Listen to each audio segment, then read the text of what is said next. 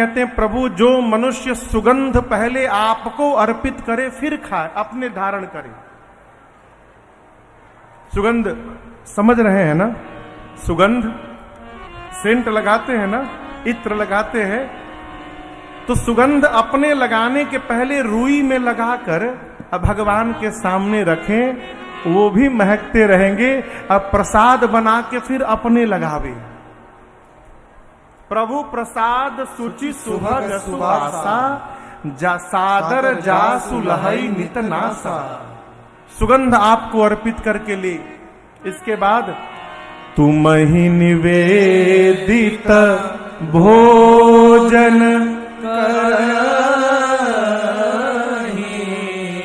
आपको निवेदन करके भोग लगा के फिर अपने भोजन करें।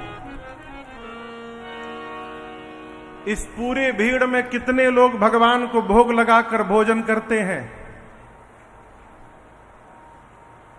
हम नहीं जानते, लेकिन ये सब जान रहे हैं कितने लोग करते हैं। जो करते हैं अच्छी बात, जो नहीं करते वो आज से प्रारंभ करिए। क्यों? भगवान को भोग लगने के बाद वो भोजन नहीं रहता है, वो प्रसाद बन जाता है। प्रसाद प्राप्त करने से, प्रसाद जीवन में व्याधियों को आने से रोकता है। कई लोग कहते हैं महाराज हम तो लहसुन प्याज खाते हैं, हम कैसे भोग लगाएं? देखिए मेरे कहने से कोई छोड़ने ओढ़ने वाला है नहीं, ये हम जानत है। यदि आप भोग लगाना चाहते हैं तो सब्जी का भोग न लगाइए, दाल रोटी का लगा दीजिए, दूध रोटी लगा दीजिए, ठीक ना? दिन में दाल रोटी लगाइए, रात को दूध रोटी लगाइए। हम लोग गए बैंकॉक कथा गाने 2017 में, तो होटल में रुके थे। अब होटल का तो भोजन खा नहीं सकते, तो पूरे बैंकॉक में एक स्थान था जहां पर बिना लहसुन प्याज का, एक किसी जैन भाई का दुकान था, वहां बिना लहसुन प्याज का भोजन बनता था। तो वहां से थाली बन बन के सबके लिए आती थी, उसी को हम लोग भोग लगाते थे, फिर पाते थे। 5 दिन बाद मन हुआ भगवान कब इजा से भागे। कहें वही पनीर की सब्जी, हाँ?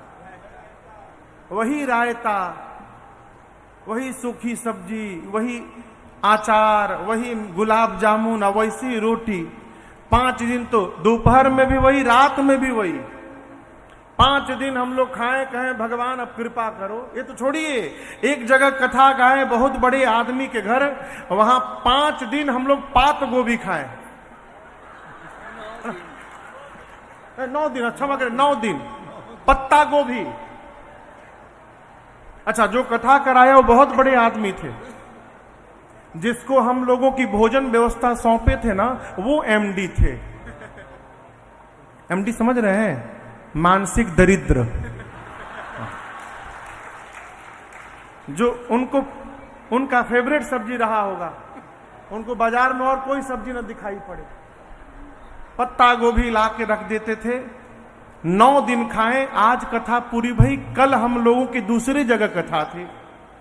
रात को ट्रेन में बैठे, पूरे लोग इतने खुश थे हम लोग, चलो पत्ते गोभी से पिंड छूटा हम लोग, अब आनंद आएगा।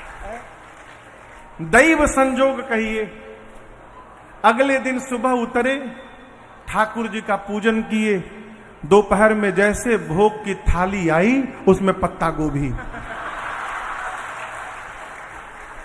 मैं सत्य सुना रहा हूं आपको। अब तो पत्ता गोभी देखते मेरे शरीर में आग लग गया। हम बोले भंडारी को बुलाओ। आए, क्या हो महाराज? हम कभी नोटिस लिख कर दें कि समझ में आपको आएगा। 9 दिनों तक ही पत्ता महाराज दिखाई न पड़े हम लोगों को। जब एक ही सब्जी आप 9 दिन नहीं खा सकते हैं, आप रोज दोपहरिया में दाल रोटी, रात को दूध रोटी ठाकुर जी को भोग लगाइए, रोज लगाइए।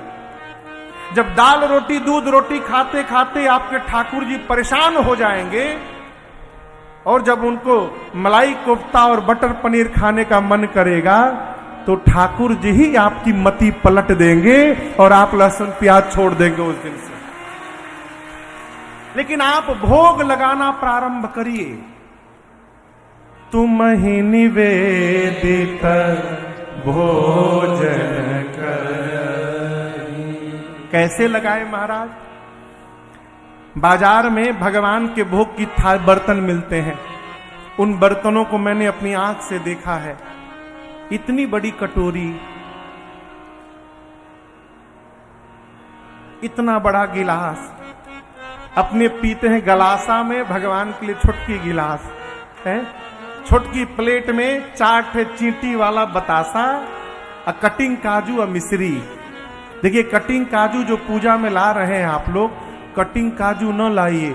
बाजार का जितना सड़ा हुआ काजू रहता है वही कटिंग काजू बनता है और आधे दाम में बिकता है। बढ़िया बढ़िया दाम का काजू लाइए, उसको घर में कटिंग कीजिए। बाजार से कटिंग किया हुआ न लाइए।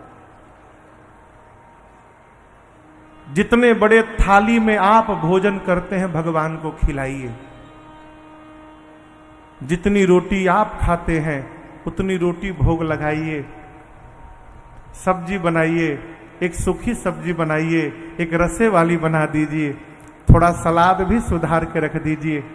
दाल बनाइए, नींबू को काट के नींबू एक रख दीजिए। हो सकता है ठाकुर जी को नींबू मिला के दाल खाने का मन हो जाए।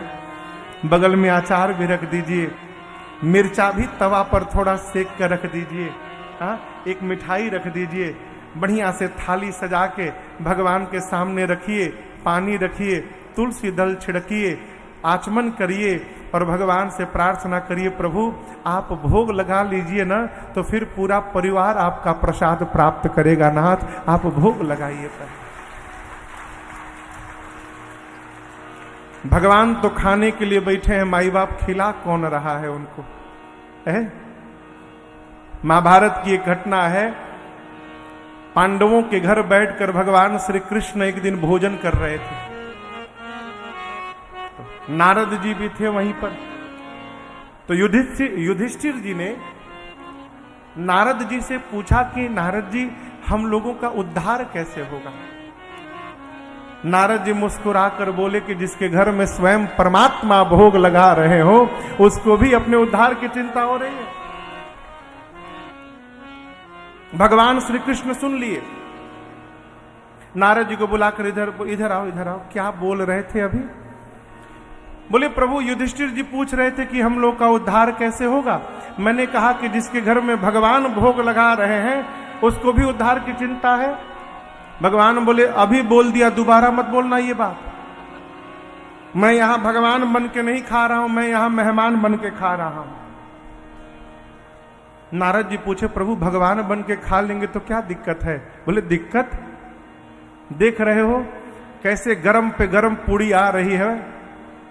यदि ये लोग भगवान मान लेंगे ना, तो जैसे भगवान के सामने थाल रखने के बाद कोई दोबारा पूछने भी नहीं जाता है कि प्रभु एक पूड़ी और लेंगे आप?